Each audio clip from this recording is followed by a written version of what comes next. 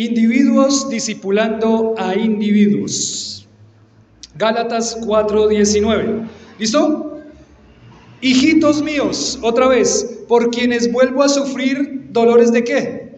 De parto, hasta que Cristo sea formado ¿en quién? En vosotros. El deseo del discipulado, ¿no? La tarea del discipulado, ver formado en Cristo a un hombre y a una mujer que aman al Señor, que sirven al Señor, que son maduros en Cristo. Y Pablo dice, vuelvo a sufrir dolores de parto hasta que Cristo sea formado en vosotros. Discipulado, individuos, discipulando a individuos, volcar mi vida en personas y acompañarlas, pasar tiempo con ellas y dejar que tu ADN se transfiera a ellos. Ya dije 4 veces esa frase, ¿sí o no? A ver si se nos queda grabada, a ver si se nos queda grabada hoy. Volcar mi vida en personas, acompañarlas, pasar tiempo con ellos y dejar que tu ADN se transfiera a ellos. ¿Listo? Pero algo más para decir en esta tarea de individuos discipulando a individuos, es que esta tarea no es tan fácil y esta tarea tiene muchos desafíos. La verdad es que todo el desafío de discipular personas puede ser que muchas veces traiga momentos difíciles, dolorosos y desalentadores. No sé si les ha pasado, pero para mí han sido varios momentos de ver personas en los que invertimos vida, tiempo, momentos, irse y apartarse del Señor. Entonces, hay momentos también que son difíciles. En el discipulado, individuos discipulando a individuos. Miren lo que dice Pablo aquí en Filipenses 2:19 al 22. Vamos a Filipenses 2:19 al 22, que también están ahí cerquita. Gálatas, Efesios, Filipenses, Colosenses. ¿Listo? Después de Efesios, Filipenses, capítulo 2, versículo 19 al 22. ¿Llegaron ahí? Dice: espero en el Señor Jesús enviaros pronto ¿a quién? Para que yo también esté de buen ánimo al saber de vuestro estado, pues a ninguno tengo del mismo ánimo y que tan sinceramente se interese por vosotros. Porque ¿qué? Todos buscan lo suyo propio, no lo que es de Cristo Jesús, pero ya conocéis los méritos de Él, que como hijo a padre ha servido conmigo en el Evangelio. Timoteo como hijo a padre ha servido, pero la realidad también es que hay otros que se apartaron, que abandonaron la tarea del discipulado al cual nosotros debemos entregarnos, porque es el mandato del Señor, id y haced discípulos. Esa tarea tan valiosa que nos da el Señor, en primer lugar, en un sentido, individuos discipulando a individuos, puede ser una tarea difícil, desgastante y desalentadora, pero también es una tarea linda de ver a muchas personas que se animan, que se fortalecen y que quieren seguir al Señor con toda su vida. Un pasaje más. Segunda de Timoteo, capítulo 4, versículo 9 al 10. Gálatas, Efesios, Filipenses, Colosenses, Primera y Segunda de Tesalonicenses, Primera de Timoteo, Segunda de Timoteo. Segunda de Timoteo, capítulo 4, versículo 9 y 10. Pablo está aquí a punto de morir, está en la cárcel. En unos días a Pablo le van a quitar la cabeza. ¿Es así? En unos días a Pablo le van a quitar la cabeza. Él está escribiendo su última carta hacia su amado hijo Timoteo, hacia su discípulo. Y en el 4, 9 al 10 le dice: procura ¿qué? Venir pronto ¿a qué? A verme. ¿Porque qué? Porque Demas me ha desamparado amando este mundo y se ha ido a Tesalónica. Qué triste, ¿no? Un hombre como Demas, a quien Pablo también invirtió su vida, su tiempo, a quien le intentó transmitir su ADN, dice: este Demas me ha desamparado amando ¿a quién? A este mundo. ¿Ven cómo solamente hay 2 opciones? O se ama al Señor O se ama este mundo, no hay puntos medios, no se puede amar al Señor y amar a este mundo al mismo tiempo. O se ama al uno o se ama al otro, amando a este mundo se fue de más. Entonces, la tarea del discipulado es una tarea linda, es la tarea que tenemos, es el mandato del Señor. Toda nuestra vida va a ser volcada a llevar a otros, a animar a otros, a invertir y volcar mi vida en personas, acompañarlas, en pasar tiempo con ellos y dejar que mi ADN se transfiera a ellos. Pero puede ser una tarea que también es desalentadora y también trae muchas alegrías, pero si hay momentos de desaliento en el discipular a otros, si hay momentos de desánimo en discipular a otros, recuerden, no lo hacemos tanto por el resultado, porque el Señor dice que el crecimiento, ¿quién lo da? Lo da Dios. ¿Recuerdan ahí 1 Corintios? Yo planteé, Apolos regó, pero el crecimiento, ¿quién lo da? Lo da Dios. Descansamos en que la tarea que nosotros tenemos que hacer, la hacemos con fidelidad, la hacemos con alegría, la hacemos con esfuerzo, hacemos discípulos. Momentos desalentadores sí, pero el crecimiento, ¿quién lo da? Lo da Dios. Y lo que queremos y anhelamos es que un día cuando lleguemos a donde el Señor está, en su presencia, Él nos diga, bien, buen siervo, fiel, ¿cierto? Por eso, volquen su vida en personas. ¿Volquen sería la palabra? Ya se me fue. Bueno, volcar su vida en personas. Volquen su vida en sus hijos, que son sus discípulos primeros. No paren de hacer una tarea de discipulado a personas, no paren de hacer tarea de discipulado a sus hijos, así los resultados que se esperan no sean los que uno desearía, que se esperan no lleguen, porque la tarea y la responsabilidad primera es hacerlo. El crecimiento lo da Dios, los resultados los da Dios. Pero nosotros lo que tenemos que hacer es con fidelidad, de aquí hasta nuestra muerte, discipulado, ir y hacer discípulos. Vuelvo a repetir la frase por última vez. Volcar mi vida en personas y acompañarlas, pasar tiempo con ellos y dejar que mi ADN se transfiera a ellos. Volcar mi vida en personas. Entonces el primer concepto de discipulado es individuos discipulando a individuos. Pero ahora vamos a aprender el foco y vamos a ampliar el concepto de discipulado. Ahora, no solamente la tarea del discipulado es individuos discipulando a individuos, sino que el segundo concepto de discipulado es la iglesia discipulando. La iglesia discipulando. Bueno, en una parte, individuos discipulando a individuos, pero hoy vamos a ir a Efesios. Efesios capítulo 4. Efesios capítulo 4. Efesios capítulo 4, en el versículo 16, nos va a dar específicamente la parte central de esta porción, de esta sección, de este concepto de la iglesia discipulando. Y vamos a leer el versículo 16 todos juntos. Efesios 4, 16. ¿Llegaron a Efesios 4, 16? ¿Listo? ¿Alguno no ha llegado todavía? ¿Lo esperamos? No, ya creo que todos llegaron. Efesios 4, 16 dice así: de quien todo el cuerpo, bien concertado y unido entre sí, por todas las coyunturas que se ayudan mutuamente, según la actividad propia de cada miembro, recibe su crecimiento para ir edificándose en amor. Miren, aquí a quién le dice que tiene que hacer algo. Dice a todo el cuerpo. A todo el cuerpo es todos los miembros que hay en esa iglesia tienen que estar cumpliendo su función, y cuando cada miembro está cumpliendo su función, todos los miembros reciben ¿qué? Su crecimiento para ir edificándose en amor. Entonces, el concepto de la iglesia discipulando, ya vimos, individuos discipulando a individuos, pero ahora la iglesia discipulando. Y quizá esta frase es la que debería quedarse muy grabada en nuestra mente. Anótela ahí, enmárquela ahí, pero la frase es la siguiente: se necesita toda una iglesia para discipular a un solo individuo. La repito la frase.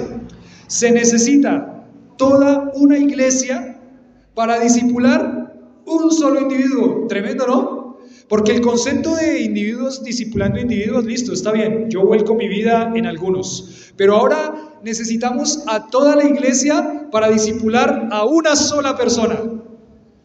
Toda la iglesia está involucrada en el crecimiento espiritual de una persona. Toda la iglesia está con la responsabilidad de ayudar al crecimiento de una persona. Entonces, y ese concepto es bonito porque, ¿qué significa eso? ¿Que necesitamos de qué? ¿De qué necesitamos entonces? De la iglesia. Ayer hablaba con una persona y me decía, hay unas personas que hemos intentado hacerles un trabajo, acercarlos al Señor. Ellos dicen ser creyentes por muchos años y me decía este hombre, me decía, ellos dicen, yo a la iglesia no voy a ir, yo no estoy dispuesto a sujetarme al Señor a través de la iglesia local. Y decía, este hombre me decía, ese concepto de discipulado, falso discipulado, en el que yo puedo crecer solito en mi casa, diciendo que soy cristiana, pero crezco yo solito en mi casa, no existe. No existe.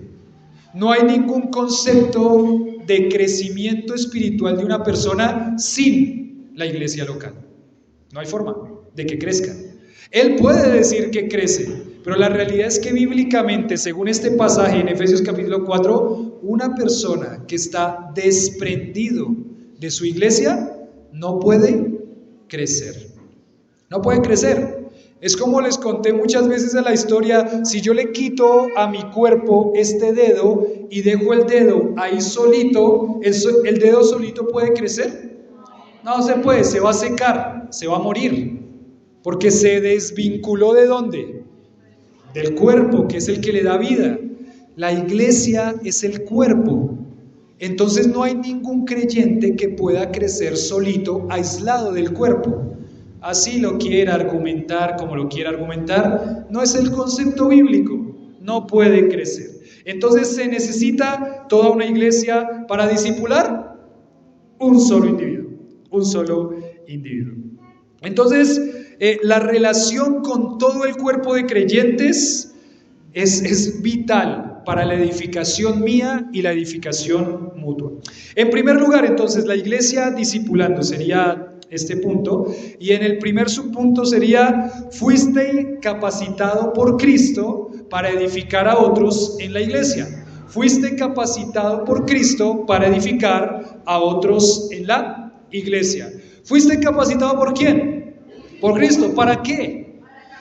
Para edificar a otros ¿en dónde? En la iglesia. O sea, cada persona que es creyente en Cristo Jesús, el Señor lo ha capacitado para edificar a otros en su iglesia, en la iglesia local donde esa persona pertenece. Entonces, fuiste capacitado por Cristo para edificar a otros en la iglesia. Vamos a leer el versículo 7 al 10. Vamos a leer el versículo 7 al 10. Dice así: pero a cada uno de nosotros fue dada la gracia conforme a la medida del don de Cristo, por lo cual dice, subiendo a lo alto, llevó cautiva la cautividad y dio dones a los hombres. Y eso de que subió, ¿qué es? Sino que también había descendido primero a las partes más bajas de la tierra. El que descendió es el que también subió por encima de todos los cielos para llenarlo todo. Ahí en el versículo 7 dice, pero a cada uno de nosotros fue dada la gracia conforme a la medida del don de Cristo. Entonces, esa primera frase del versículo nos dice, ¿a cada uno de quién? De nosotros. A cada uno de nosotros nos fue dada la gracia. ¿Qué significa eso? Eso significa que cada creyente que está en una iglesia local, ninguno queda fuera.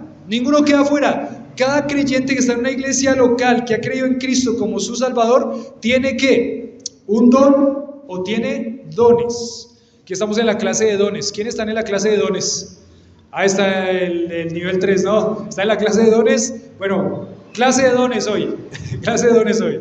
Y dice ahí, a cada uno, ninguno queda fuera. O sea, lo que creo que Pablo está tratando de enfatizarle aquí a los hermanos de Éfeso es que quizás hay creyentes que se sienten cómodos sin hacer ¿qué? Nada. Quizá hay creyentes que se sienten cómodos en estar en una iglesia por muchos años, ahí sentados, vienen, se sientan, escuchan, se van, se sientan, se van. Y no hay ningún deseo en el corazón de esa persona en edificar a su iglesia. No hay ningún deseo en el corazón de esa persona de involucrarse para servir a su iglesia.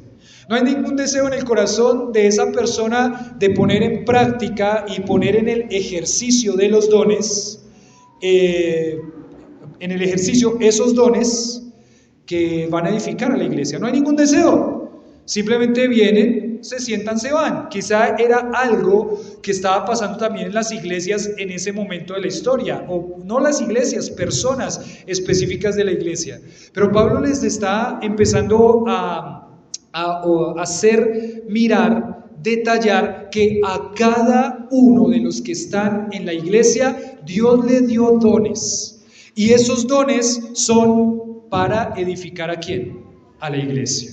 Para edificar a la iglesia. En primer lugar, para edificar a la iglesia. Entonces, fuiste capacitado por Cristo para edificar a otros en la iglesia. Fuiste capacitado por Cristo para edificar a otros en la iglesia. Entonces, ¿has sido rescatado de la condenación del pecado? Pregunta, ¿has sido rescatado de la condenación del pecado? Amén. Si no es así, no puedes servir a Dios hasta que Él no te salve. Y ese es un concepto que hay que tener claro. Ninguna persona que no sea creyente puede servir al Señor. Porque la forma en la que va a servir al Señor en la iglesia local es cuando Él ha salvado esa vida y esa persona tiene una vida nueva a través de la gracia de Dios. Otro concepto importante, no se puede ganar la salvación sirviendo a Dios.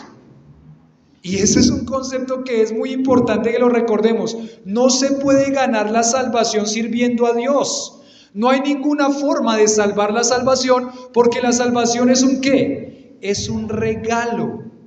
Porque por gracia sois salvos por medio de la fe, y esto no de vosotros, pues es don de Dios. ¿Qué no es de vosotros? La salvación. La salvación es un regalo. Y esto no de vosotros, pues es don de Dios, y no por obras. ¿No por obras qué? La salvación. No es por obras la salvación. Todo ese pasaje de Efesios está hablando acerca de la salvación. Entonces, la salvación es un regalo de Dios que viene a través de la fe que yo pongo en Cristo. El regalo de la salvación, el Señor nos regala esa salvación cuando nosotros ponemos nuestra confianza en Él. No hay ninguna forma de ganarse la salvación. De pronto, si usted dice, yo voy a ir a la iglesia para ganarme la salvación, no puede. No hay forma de que se gane la salvación yendo a la iglesia. Yo voy a servir en la iglesia para ganar la salvación. No puede, porque no hay ninguna forma de ganarse la salvación. Pero una persona salva sí va a ¿qué? A servir al Señor. Y va a volcar su vida a edificar a otros en la iglesia. Entonces no puedes servir hasta que no seas salvo. Y si eres salvo, debes entregar tu vida para edificar a tu iglesia con lo que Él te ha dado. Con lo que Él te ha dado. Entonces, el servicio a Dios es el resultado de la salvación. ¿Y cómo servimos a Dios? A través de esos dones que Él nos ha dado, con los que Él nos ha capacitado para edificar a la iglesia. Para edificar a la iglesia. Entonces, los pasajes que hablan de los dones espirituales siempre están enfatizando que todos los creyentes por lo menos tienen un don. Vamos a ver, miremos a ver, otro poquito de espadeo bíblico, decía alguien, un jueguito. Vamos a ir primero a Romanos 12:3. ¿Listo? Hay Romanos 12:3, después del libro de Hechos viene Romanos capítulo 12, versículo 3. Romanos 12:3. ¿Llegaron ahí? ¿Sí? ¿Cómo están en esa búsqueda bíblica? ¿Sí? Vamos a tener que hacer un concursito de reuniones caseras de libros de la Biblia. ¿Listo? Vamos a hacer un concursito de reuniones caseras y vamos a dar un premio. Un viaje a San Andrés con todos los gastos. Tampoco, no se emocionen tanto. Pero vamos a hacer un concursito, de pronto una pizza, una Biblia, un libro. Puede ser, ¿sí o no? ¿Ya se emocionaron? Bueno, ¿saben que el primer año de la iglesia hicimos un concurso? ¿Se acuerdan? No sé si se acuerdan los que estaban desde el principio. Hicimos un concurso de libros de la Biblia, de buscar en la Biblia. Creo que en ese momento ganó Catalina. Catalina ganó el concurso. En la final fue con Lili, ¿no, Lili? Creo que la final fue contra Lili. Bueno, vamos a ver si hacemos otro concursito de libros de la Biblia. ¿Se animan? ¿Sí? ¿Viaje a San Andrés con todos los gastos pagos? No, viaje a San Andrés, pero pagan ustedes. Romanos capítulo 12, versículo 3. ¿Ya lo tienen? Digo pues, por la gracia que me es dada, a cada cual que está entre vosotros, que no tenga más alto concepto de sí que el que debe tener, sino que piense de sí ¿con qué? Conforme a la medida de fe que Dios repartió ¿a quién? A cada uno. Todos los pasajes de los dones espirituales nos va a enfatizar que Dios dio al creyente por lo menos ¿qué? Un don. ¿Y para qué? Fuiste capacitado por Dios para edificar a otros en la iglesia. Es el punto 1. Vamos a ver otro pasaje. Primera de Corintios capítulo 1 versículo 12, 7. Primera de Corintios capítulo 12 versículo 7. Primera de Corintios capítulo 12 versículo 7. Entre paréntesis, el concurso de buscar en la Biblia no se vale con Biblias de celular. Entonces, si tiene su Biblia en físico por allá empolvada debajo de la pata de la cama para que no se le desbalance, sáquela y empiece a echarle una ojeada para que pueda ir preparándose. ¿Listo? Ir preparándose. Primera de Corintios 12:7 dice: cada uno que, según el don que ha recibido, ministrelo a los otros como buenos administradores de la multiforme gracia de Dios. Cada uno según el qué, el don que ha recibido. ¿Sí está bien? ¿No es ese?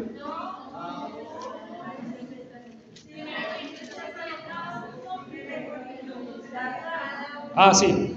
Pero a cada uno le es dada la manifestación del Espíritu Santo para provecho. A cada uno les da la manifestación del Espíritu Santo para provecho. A cada uno, a cada uno les da la manifestación. Listo, ahora, Primera de Pedro 4:10, otro pasaje de los dones espirituales. Primera de Pedro capítulo 4, versículo 10. Primera de Pedro 4:10.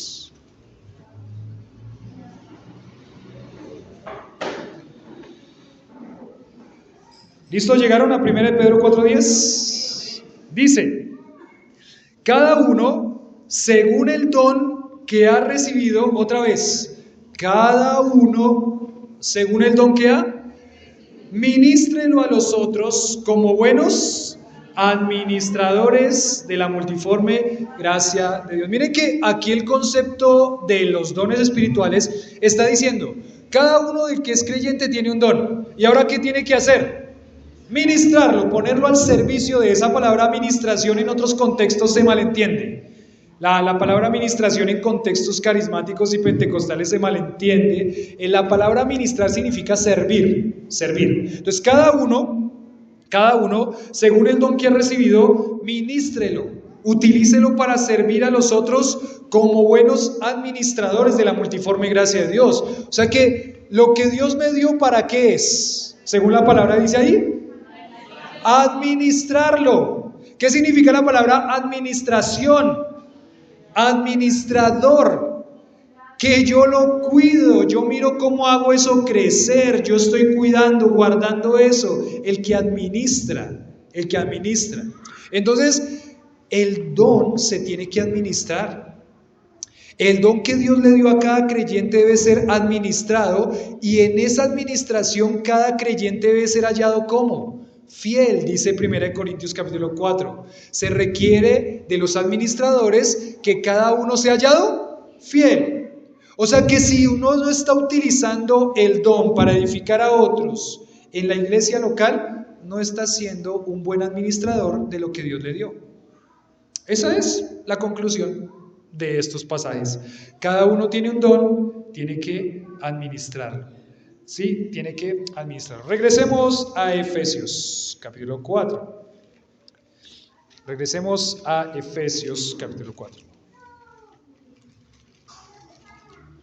Entonces en Efesios capítulo 4 dice: pero a cada uno de nosotros, versículo 7, fue dada la gracia conforme a ¿qué? A la medida del don de Cristo. Conforme a la medida. Eso nos hace también entender que ese concepto de acuerdo a la medida del don o conforme a la medida del don, significa que Dios repartió como Él quiso a través del Espíritu Santo, y puede ser que hay personas que tienen muchas cosas, muchos dones, otros menos, pero también hay dones que se van a desarrollar en diferentes medidas, en diferentes maneras, en diferentes ministerios. Cada uno de ustedes tiene capacidades y tiene características propias de cada uno, habilidades que tienen que poner ¿a dónde? Al servicio de Dios a través de la iglesia local, ¿cierto? Hay una persona que es buena para las manualidades, ¿sí? Hay buena para las manualidades. Todo lo que tenga tiene que ponerlo al servicio de la iglesia local. Todas las características, todo lo que ustedes, todo el proceso formativo desde su nacimiento hasta ahora, son cosas que Dios ha venido formando para que cuando usted sea creyente y Él capacite, usted utilice todo eso para servir al Señor a través de la iglesia local. Fuiste capacitado por Cristo para edificar a otros en la iglesia. Fuiste capacitado por Cristo para edificar a otros en la iglesia. Entonces, si tiene de profesión chef, ¿sí o no? Pues sirva al Señor con eso. No sé cómo será, pero bueno, esperamos comida todos los domingos. Pero todo lo que Dios les ha dado, todo lo que Dios les ha dado, se los dio o nos los dio para que nosotros sirvamos al Señor en la iglesia local para edificar a otros creyentes. Por eso es la iglesia discipulando, Y una frase que hay aquí dice: tienes que someterte gozosamente al don que Dios te ha dado. Tienes que someterte gozosamente al don que Dios te ha dado. ¡Ay, yo quería ese! Bueno, lo quería, pero Dios ¿qué? No se lo dio. Pues bueno, ¿cuál sí me dio? Y con ese estoy gozoso. Tienes que someterte según la medida del don, la medida de fe que Dios dio, de acuerdo a la medida del don, Entonces, un día vamos a rendir cuentas en la manera que usamos nuestros dones. Un día vamos a rendir cuentas en la medida que usamos nuestros dones. ¿Ustedes recuerdan la parábola de Jesús de los talentos? Él dio talentos y después dice que el hombre vino y dio cuentas después de un tiempo. Uno había producido, el otro había producido y el otro no había producido nada. Y este hombre, pues bueno, fue a la condenación. Esa parábola no está diciendo que una persona que no usa su don pierde su salvación o algo así, pero ¿saben qué sí está diciendo el Señor con esa parábola? Que el que es creyente va a hacer todo lo que esté a su disposición para servir al Señor con lo que Él le ha dado. Entonces, tenemos una responsabilidad grande, porque en primer lugar, ¿cuál es el primer lugar? Fuiste capacitado por Cristo, ¿para qué? Para edificar a otros en la iglesia. Fuiste capacitado por Cristo para edificar a otros en la iglesia. Dice, la recompensa que el Señor va a dar en un futuro a cada creyente no será de acuerdo a los muchos talentos que esa persona Dios le dio, sino de acuerdo a la fidelidad en usar esos talentos. Pues yo puedo quedarme diciendo, sí, Dios me dio esto, Dios me dio esto, Dios me dio esto, uy, tantas cosas que el Señor me dio. Bueno, muy bien, ¿pero qué? ¿Pero qué está haciendo con eso que Dios le dio? Sería la pregunta. No se va a ver la recompensa de acuerdo a los muchos talentos que usted o yo teníamos porque el Señor nos lo dio, sino de acuerdo a nuestra fidelidad en cómo usar esos talentos, esos dones que el Señor nos ha dado. Servir a Cristo es un privilegio que nosotros no merecemos. Y eso es bueno también que lo tengamos presente. Servir al Señor es un privilegio que nosotros no merecemos.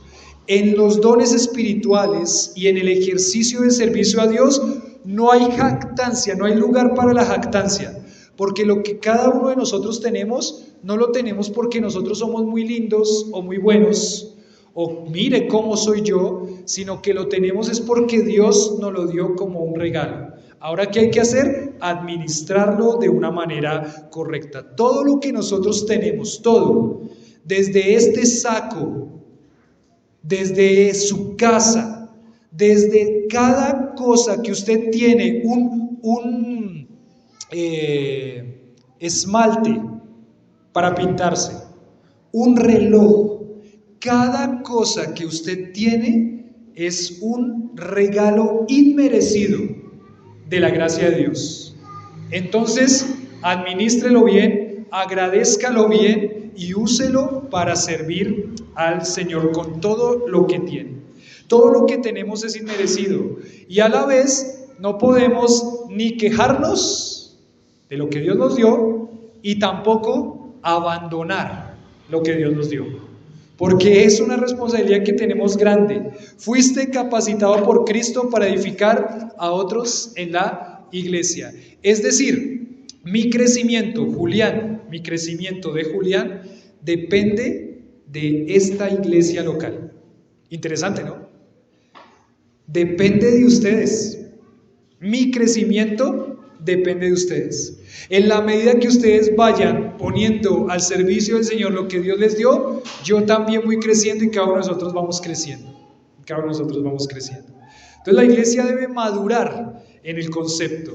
El concepto es la iglesia discipulando y en primer lugar fuiste capacitado por Cristo para edificar a otros en la iglesia. Aquí el versículo 8 habla de una victoria de Cristo y dice el versículo 8, por lo cual dice, subiendo a lo alto, llevó cautiva la cautividad, dio dones a los hombres, y este es un pasaje que está hablando del Salmo capítulo 68 y versículo 18 y está poniéndolo también como una ilustración de lo que pasaba en ese mundo antiguo. ¿Sabían que cuando un emperador o un rey iba a la batalla, el emperador iba a la batalla, peleaban espada y flechas y todo, y ese rey era victorioso?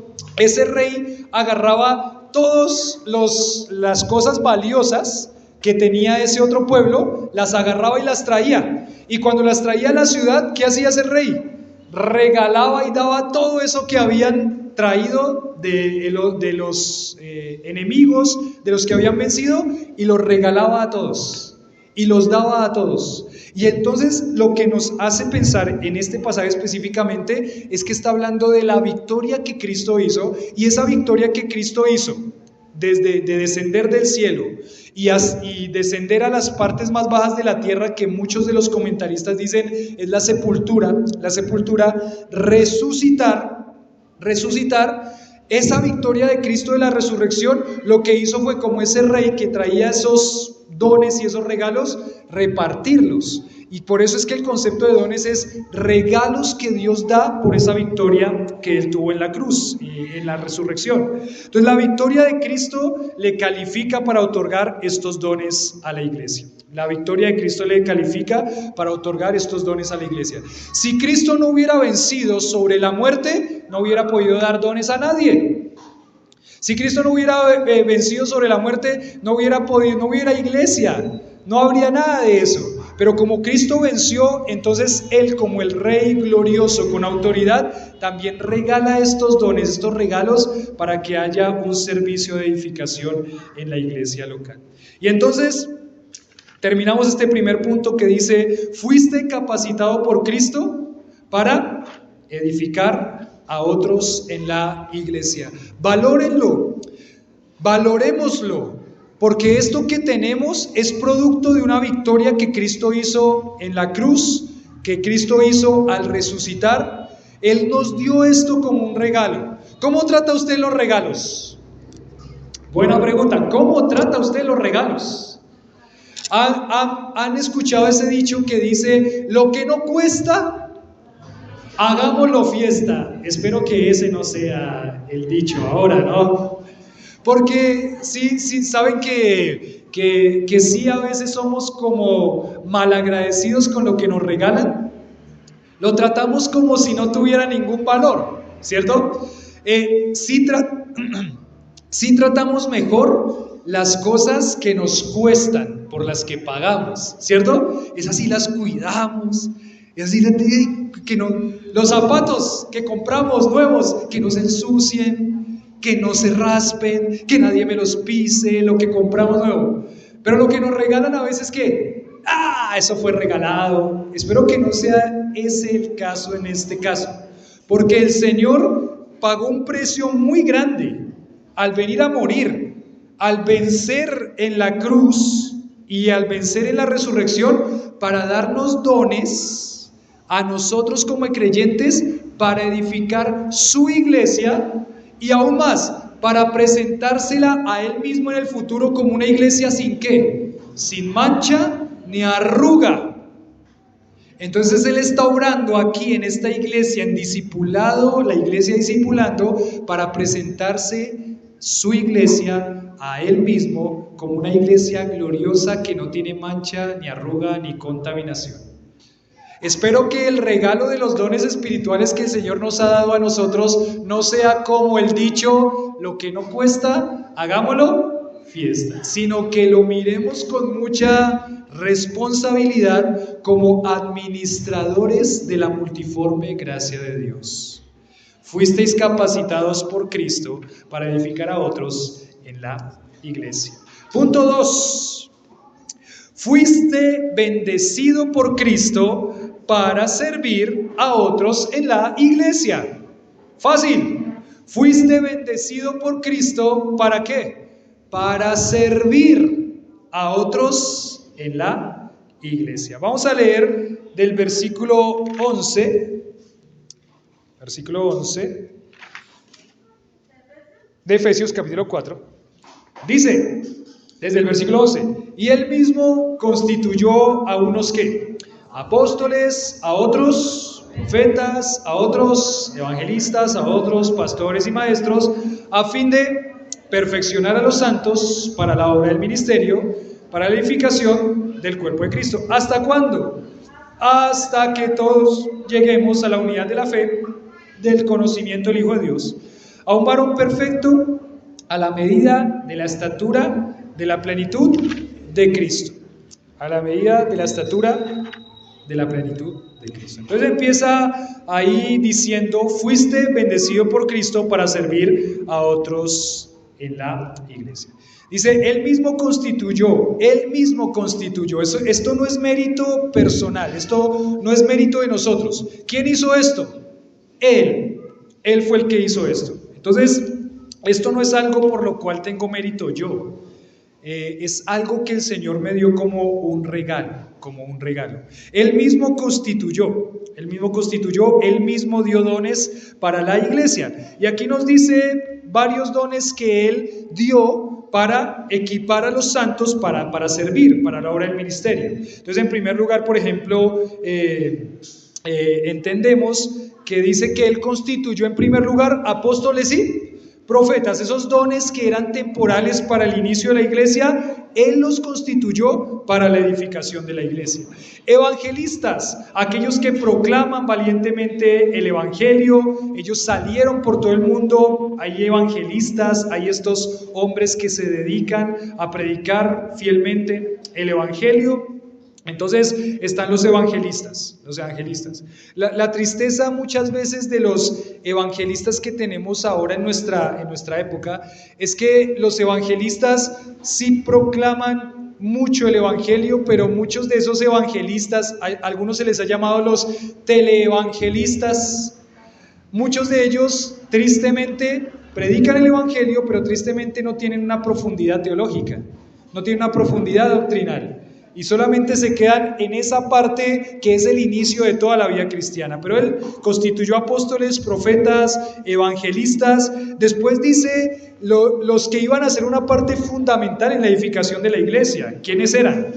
Los pastores y maestros. Y estos pastores y maestros son los que van a proteger la unidad enseñando, van a proteger la unidad pastoreando la sana doctrina. Ellos son detonadores de toda esta reacción de la edificación de la iglesia para que la iglesia sirva al Señor y para que todo este discipulado en la iglesia se dé. Entonces, el trabajo del pastor también es muy importante. El trabajo del pastor es alimentar al rebaño. Y realmente tenemos que orar mucho para que los pastores tengan una edificación muy grande para que puedan edificar a la iglesia del Señor. Es muy importante esta labor. Él bendijo a su iglesia para que la iglesia pueda servir. En principio apóstoles y profetas, que ahora ya no hay apóstoles y profetas, pero después con evangelistas, pastores y maestros. Y en el versículo 12 nos dice, ¿a fin de qué? De perfeccionar a los santos. La palabra perfeccionar significa completar, o también significa preparar algo para cumplir una tarea. O sea que la labor que tiene la iglesia, que viene todo también desde los pastores, es completar a cada creyente. Ir completando a cada creyente con la palabra del Señor, ir edificando a cada creyente, porque ese creyente fue bendecido por Dios para servir a otros en la iglesia. La responsabilidad del pastor es mirar cada uno de los pastores, es mirar cada una de esas vidas y ver cómo la lleva en crecimiento para que sirva a otros en la iglesia, para que sirvan los hermanos en la iglesia. Entonces, ahí están. A fin de perfeccionar a los santos, de completar a los santos, de prepararlos para cumplir una tarea. Y los pastores y los maestros tienen que enseñarle al rebaño cómo es que todo esto va a ser posible. Entonces, hay una aclaración aquí, y es que la responsabilidad principal del pastor es para con su rebaño, y no tanto para el campo o para otra congregación fuera de su congregación, la responsabilidad principal. Ven que me hace acordar un poquito de la selva, y en la selva estos hermanos decían, hermano, nosotros tenemos unas conferencias, creo que son, Alex, conferencias o convenciones, que duran 3 meses, 3 meses, van comunidad por comunidad, haciendo predicaciones durante 3 meses. Y me decían, o nos decían a nosotros, hermano, ¿será que alguno de ustedes puede venir a todo ese ciclo de conferencias por 3 meses? La respuesta era, no. ¿Por qué no? Porque hay una responsabilidad principal de nosotros. ¿Cuál es? La Iglesia Esperanza de Soacha, la mía. Esa es mi responsabilidad principal.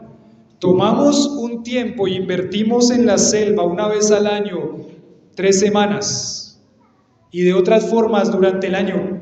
Pero mi responsabilidad principal, ¿quién es? Esta iglesia local. A nosotros como pastores, ahí yendo hacia la selva, nos llama mucho la atención que hay pastores en la ciudad y en cualquier lado que salen de sus congregaciones y están lejos de las congregaciones 1 mes, 2 meses, se fueron de viaje misionero y regresaron a los 6 meses. ¿Y la iglesia? No, pues la iglesia, ahí cualquier hermanito puede hacerlo. No, la responsabilidad principal del pastor es para con su iglesia local. Entonces esto también nos ayuda a entender que la responsabilidad principal del pastor es para con su rebaño y no para con otras cosas afuera. A fin de perfeccionar a los santos. Puede perfeccionar a los santos un pastor que está lejos? No, el pastor tiene que estar cuidadoso de su rebaño, tiene que observar su rebaño, tiene que ir a hablar con su rebaño. ¿Recuerdan ese dicho que dice, el pastor tiene que oler a qué?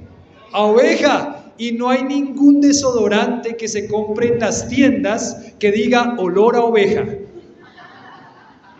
Ningún jabón que diga olor a oveja.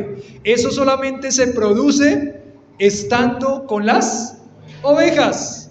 No sé si alguno aquí del campo, que tuvo pasado en el campo, ¿alguna vez tuvo que estar mucho tiempo con los animales? ¿Sí? ¿Y a qué olía? A vaca, a chivo, a vaca.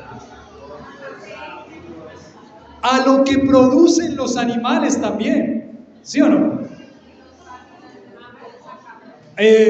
Gracias, Elizabeth. No lo voy a decir de esa forma porque queda aquí grabado, pero a lo que producen los animales, ¿cierto? Porque está entre los animales. No estamos diciendo que la congregación sea una manada de animales, no, nada de eso. Pero el pastor tiene que oler a oveja. O sea que el pastor es responsable de su oveja. Y la responsabilidad aquí, miren, Dios dio al pastor, aquí le está prácticamente hablando específicamente a los pastores que son maestros. La responsabilidad que tiene el pastor es cuidar a su rebaño, en primer lugar, edificarlo, alimentando. Eso fue lo que Dios le dio a los pastores. Ministrelo bien, hágalo con responsabilidad. La responsabilidad. La mejor forma de alcanzar a la comunidad es teniendo una iglesia fiel, donde los nuevos creyentes pueden venir y ser equipados con un entendimiento profundo de las Escrituras, por medio de un fiel ministerio de los pastores, equipando a los santos para la obra del ministerio. ¿Saben cómo vamos a alcanzar esta comunidad? Iglesias fieles, iglesias que entienden que se necesita toda una iglesia para discipular a uno solo, iglesias que entienden que Dios les dio dones para capacitar, para edificar a su iglesia, iglesias que entienden que fuimos bendecidos por Cristo para servir a la iglesia. Esa es la mejor forma de impactar esta comunidad y alcanzar esta comunidad. Y dice ahí, a fin de perfeccionar a los santos, ¿para qué? Para la obra del ministerio, para la obra del ministerio. Los creyentes son capacitados y alentados a usar sus dones, La edificación inicia con el pastor desde el púlpito predicando fielmente, y por eso es que la función del pastor es tan importante. Por eso es que la función de un pastor o de los pastores en una iglesia local es tan fundamental. Por eso es que cuando alguien dice, no, mi pastor es el pastor tal de tal ministerio radial, no puede ser. Mi pastor es el pastor de YouTube que es tal, no puede ser. El pastor es el pastor que Dios dejó en esa iglesia local.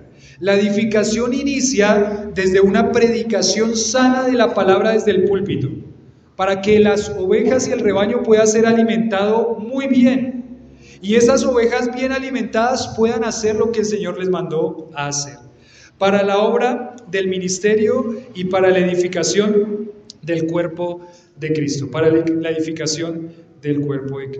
Nosotros queremos ver llegar almas constantemente al Señor, y así es. Y esas almas que llegan al Señor deben ser edificadas desde el púlpito y con toda una iglesia que entiende su responsabilidad de discipular a un solo individuo.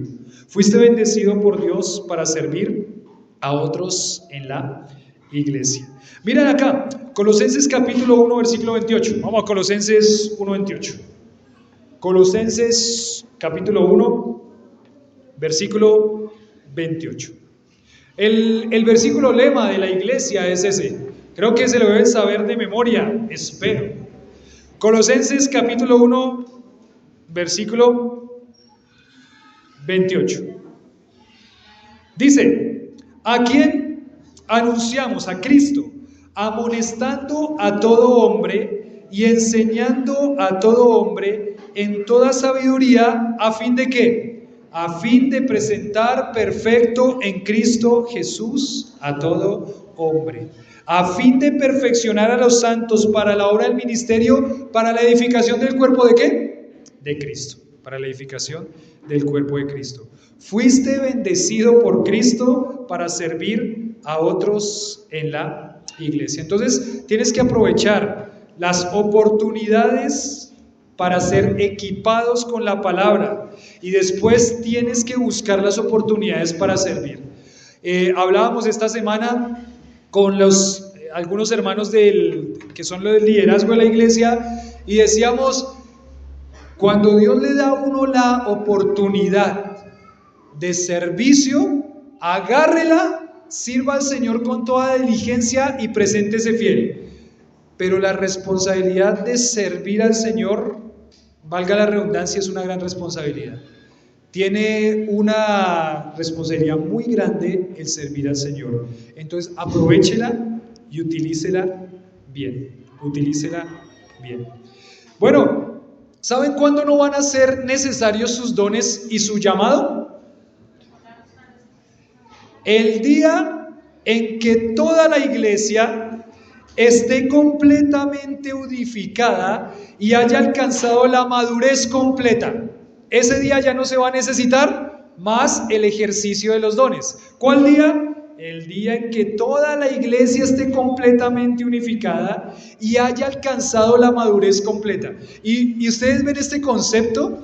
El concepto es que no solamente estamos hablando de madurez de creyentes individualmente, estamos hablando de que las iglesias locales también van ¿qué? Van madurando y van creciendo.